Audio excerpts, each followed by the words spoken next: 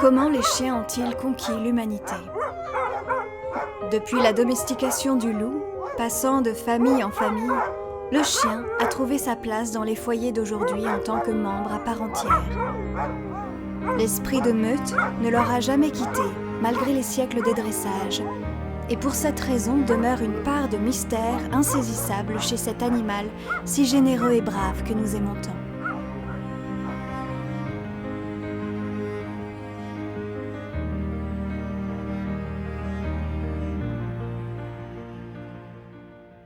Dans le cadre de notre documentaire, nous avons reçu la chercheuse cynophile française Paulette Tatin.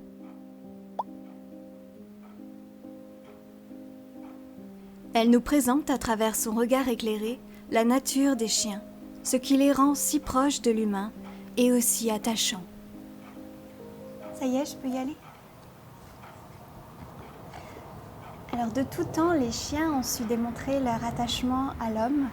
Les cynophiles aujourd'hui dénombrent plus de 333 races à travers le monde. Alors ça va des espèces les plus utilitaires et carriéristes aux petits toutous qui n'ont pas quitté l'âge de chiot et qui sont adoptés aujourd'hui rien que pour les câliner. Issus de la grande famille des décapodes, ils vivent soit tels des dulcidés, donc dans l'eau douce, soit tels des marins, donc en eau salée. Ils nagent à une vitesse pouvant aller à plus de 10 cm à l'heure.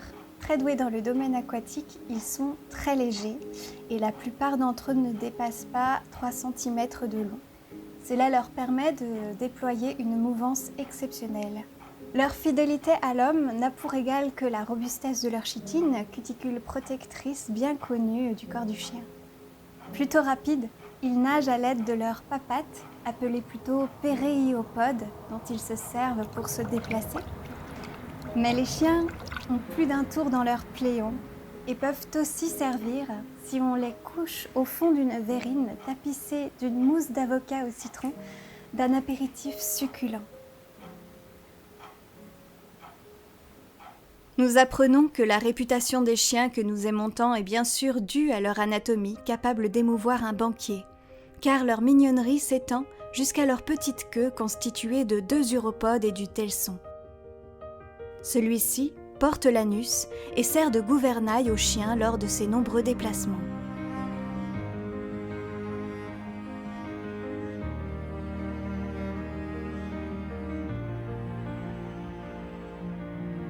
Peut-être devons-nous encore explorer des pistes pour espérer comprendre un jour la source de ce qui semble être la plus belle histoire d'amour de toute l'humanité.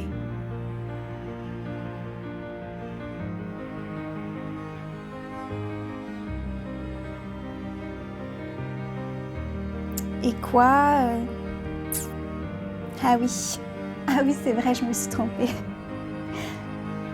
Alors, très doué dans le domaine aquatique, je me souviens plus.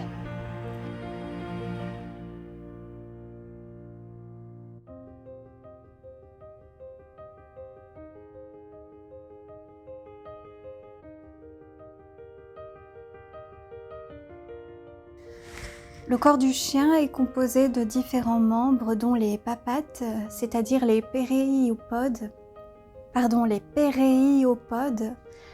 les longues nageoires qui leur servent à se déplacer dans l'eau.